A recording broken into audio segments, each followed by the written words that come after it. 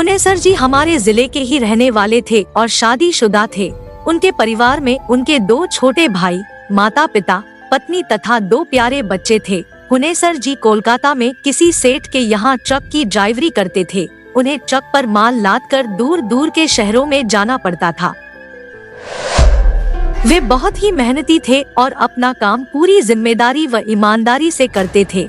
उनके कार्यों से उनका सेठ भी बहुत ही खुश था और हर महीने उन्हें अपने साथ लेकर डाकघर जाता था और 1000-1200 उनके घर मनी ऑर्डर जरूर कराता था।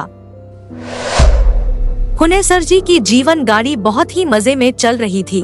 कभी कभी जब उनको माल लेकर लखनऊ, बनारस आदि आना पड़ता तो वे थोड़ा समय निकालकर घर पर भी आ जाते और घर वालों का हाल चाल लेने के बाद वापस चले जाते। एक बार की बात है कि हुनेसर जी रात को करीब 10 बजे ट्रक लेकर निकले। उन्हें दिल्ली की ओर जाना था। उनके साथ सामू नाम का एक खलांसी भी था। हुनेसर जी खलांसी को अपने बेटे जैसा मानते थे और उसे ट्रक चलाना भी सिखाते थे। अब सामू ट्रक चलाने में निपुण भी हो गया था। उस रात सामू ने जिद करके कहा कि आप आराम से सो जाइए तो ट्रक चलाकर मैं ले चलता हूँ। हुनेसर जी ना कहकर ट्रक खुद चलाते हुए निकल पड़े और सामू उनके बगल में बैठा रहा। रात के करीब 1 बजे होंगे और ट्रक एक चौड़ी सड़क पर तेज गति से दौड़ा चला जा रहा था।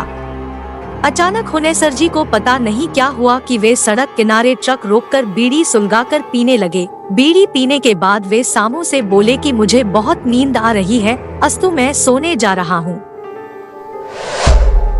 तुम एक काम करो, मजे में धीरे धीरे ट्रक चलाकर ले चलो। सामू तो ट्रक चलाना ही चाहता था। उसने हामी भरकर ट्रक की स्टीयरिंग पकड़ ली और धीमी गति से ट्रक को दौड़ाने लगा। लगभग आधे 1 घंटे के बाद जब सामू को लगा कि अब हुनेसर जी गहरी नींद में सो रहे हैं, तो उसको मस्ती सूझी।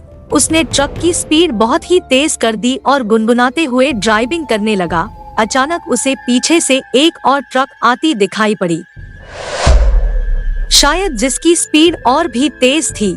उसने सोचा कि शायद पीछे से आ रही ट्रक उससे आगे निकलना चाहती है।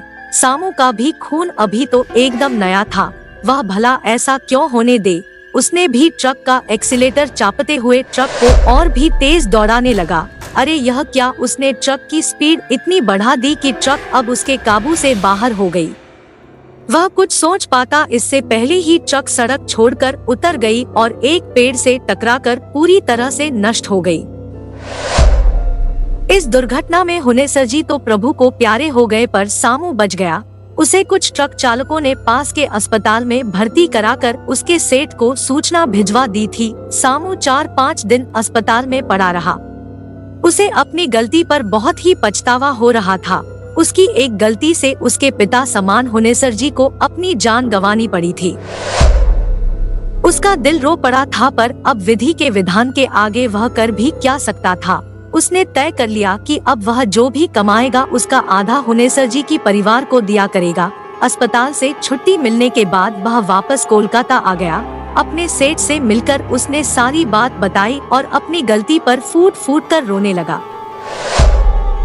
सेठ ने उसे समझाते हुए कहा कि अब रोने धोने से कुछ होने वाला नहीं, पर हम अभी हुनेसर जी के परिवार वालों को कुछ बताएंगे नहीं और समय समय पर उसके परिवार की मदद करते रहेंगे। इसके साथ ही उन्होंने सामू से एक ऐसी बात बताई जिसे सुनकर सामू पूरी तरह से डर गया।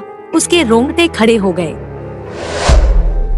दरअसल सेठ ने सामू को बताया कि हुनेसर जी बराबर बताया करते थे कि मालिक, जब भी यहाँ से माल लेकर दिल्ली के लिए निकलता हूँ तो रात को करीब 1-2 बजे एक सुनसान जगह पर ऐसा लगता है कि कोई ट्रक तेजी से पीछे से आ रहा है और हमें ओवरटेक करने की कोशिश कर रहा है। पीछे देखने पर वह ट्रक दिखाई नहीं देता, पर ट्रक के मिरर में वह साफ साफ ओवरटेक करते हुए दिखता है। कई बार तो मैंने अपने ट्रक को किनारे लगाकर उतर कर देखा तो पीछे कोई ट्रक ही नहीं दिखा। तेजी से आता वह ट्रक केवल रात को ही, और वह भी मिरर में ही दिखता है। मालिक, इस ट्रक के चक्कर में कई ट्रक वालों का एक्सीडेंट हो गया है। समझ में नहीं आता कि ऐसा क्यों होता है। आगे उस सेठ ने कहा कि मैं हुनेसर जी की बातों को सुन तो लेता था, पर उस पर ध्यान नहीं देता था, क्योंकि ऐसे कैसे हो सकता है। कि कोई ट्रक होकर भी न हो, और वैसे भी मैं भूत प्रेत में विश्वास नहीं करता, पर तुम्हारी बातें सुनने के बाद पता नहीं क्यों अब मुझे हुनेसर जी की बातों पर विश्वास होने लगा है। सेठ जी के इतना कहते ही सामू को काट मार गया। वह चाहकर भी चीख नहीं सका। तो क्या पीछे से आ रहा ट्रक कोई भूत प्रेत था, या कोई भूत ट्रक बनकर ट्रक वालों को चकमा देकर दुर्घटना करा देता था? खैर, समय सबके घाव भर देता है। सेठ भी अपने काम में लग गए और सामू भी। 3 महीना बीतने के बाद एक दिन सेठ ने सामू से कहा कि चलो हुनेसर जी के घर चलकर आते हैं।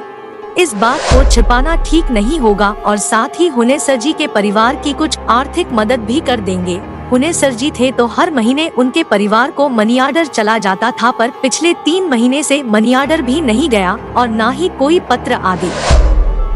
उनके घर के लोग कहीं परेशान न हो। सेठ की बात सुनकर सामू ने कहा कि सेठ जी, अगले महीने मेरी शादी है। शादी के बाद हम लोग चलेंगे, क्योंकि मैंने भी सोच रखा है कि हुनेसर जी के परिवार की मदद करता रहूंगा।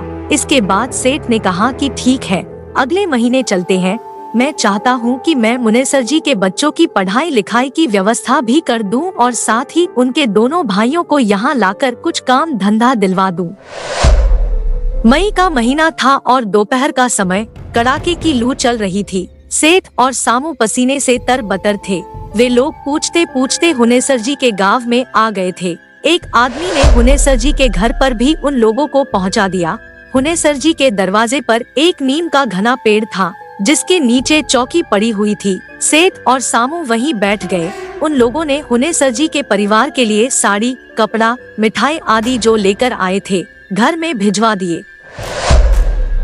घर से उन्हें पानी पीने के लिए आया। पानी ओनी पीने के बाद उन दोनों ने हुनेसर जी के पूरे परिवार को यह दुखद घटना सुनाने की सोची। अरे, यह कहा। अभी वे लोग कुछ कहने ही वाले थे, तभी डाकिये के साइकिल की घंटी ट्रिन ट्रिन बजती हुई उसी नीम के आगे आकर रुक गई। फिर डाकिये ने हुनेसर जी के पिताजी को जयरमी करते हुए मनी ऑर्डर सौंपा। मनी ऑर्डर सौंपने के बाद डाकिया चला गया। डाकिये के जाने के बाद हुनेसर जी के पिताजी ने कहा कि जब आप लोग आ ही रहे थे तो फिर हुनेसर को यह पैसे डाक से लगाने की क्या जरूरत थी? आप लोगों से हाथ से ही भिजवा दिया होता। हुनेसर जी के पिता के मुंह से इतना सुनते ही सेठ और सामू दोनों हक्के बक्के हो गए। सेठ ने थूक घोंटकर हुनेसर के पिताजी से पूछा कि क्या कहा आपने? हुनेसर जी ने मनी ऑर्डर भेजा है। सेठ की यह बात सुनते ही हुनेसर के पिताजी ने बिना कुछ बोलते हुए 100 के 8 नोट तथा मनी ऑर्डर वाला छोटा कागज का टुकड़ा जिस पर पता लिखा था, सेठ के आगे बढ़ा दिया। सेठ जल्दी जल्दी उस कागज के टुकड़े को उलट पुलट कर देखने लगे। उन्हें कुछ भी विश्वास ही नहीं हो रहा था, क्योंकि मनी ऑर्डर के उस कागज पर जो लिखाई थी वह हुनेसर जी की ही थी और वह पैसा उन्होंने पिछले महीने ही उसी डाकघर से लगाया था जहां से सेठ और वे बराबर हर महीने पैसा लगाया करते थे। अब तो सेठ एकदम से घबरा गए थे। साथ ही सामू के चेहरे का रंग भी उड़ गया था। उन दोनों को समझ में नहीं आ रहा था कि यह क्या हो रहा है। तभी हुनेसर जी बोल पड़े कि कुछ भी हो पर भगवान ऐसा लड़का सबको दे। हम लोगों की बहुत ही सुध रखता है और हर महीने थोड़ा कम या ज्यादा मनी ऑर्डर जरूर कर देता है। इतना सुनते ही सामू बोल पड़ा कि काका, क्या पिछले महीने भी हुनेसर जी ने मनी ऑर्डर किया था? हाँ कहते हुए हुनेसर जी के पिताजी ने कहा कि अरे भाई हाँ, पिछले महीने तो उसने 12 रुपए भेजे थे। इतना सब सुनने के बाद आप लोग खुद ही सोच लीजिए कि सेठ और सामू किस परिस्थिति में होंगे। अचानक सामू अपने आप को रोक न सका और फफक कर रो पड़ा। सेठ से रहा न गया और वे सामू को चुप कराते हुए खुद भी रुआंसू हो गए। हुनेसर जी के परिवार वालों को कुछ भी समझ में नहीं आ रहा था कि आखिर अचानक ये दोनों रोने क्यों लगे। अब उस नीम के नीचे गांव के अन्य लोग भी एकत्र हो गए थे। सेठ ने थोड़ी हिम्मत करके सारी बात कह डाली। यह बात सुनते ही वहां खड़े लोगों विशेषकर महिलाओं में रोवन पीटन शुरू हो गया, पर अभी भी हुनेसर जी के घर वाले यह मानने को तैयार नहीं थे कि पिछले 4 महीनों से हुनेसर जी नहीं है। अगर हुनेसर जी नहीं है तो इन 4 महीनों में जो 3 बार मनी ऑर्डर आए हैं वह किसने भेजा है? हैंडराइटिंग तो मुनेसर की ही है। अरे इतना ही नहीं, 2 महीने पहले उसका एक पत्र भी मिला था जिसमें उसने लिखा था कि बाबूजी कुछ जरूरी काम आ जाने के कारण 1 साल तक मैं घर नहीं आ सकता, पर मनी ऑर्डर बराबर भेजता रहूंगा। काफी कुछ सांत्वना के बाद हुनेसर जी के दुर्घटना की पुलिस द्वारा ली गई कुछ तस्वीरों और डॉक्टर की रिपोर्ट के बाद अंत हुनेसर जी के घर वाले माने कि अब हुनेसर जी नहीं रहे, पर वह भी पूरी तरह से नहीं। गांव वालों और कुछ हितनात के कहने सुनने के बाद हुनेसर जी की अंतिम क्रिया संपन्न की गई। सारे कर्म विधिवत संपादित किए गए। इसके बाद हुनेसर जी के दोनों भाई सेठ के पास कोलकाता चले गए। सेठ ने उन्हें एक कारखाने में अच्छे वेतन पर नौकरी दिलवा दी। इसके साथ ही सेठ हर महीने हुनेसर जी के परिवार के लिए कुछ पैसे मनी ऑर्डर करता रहा।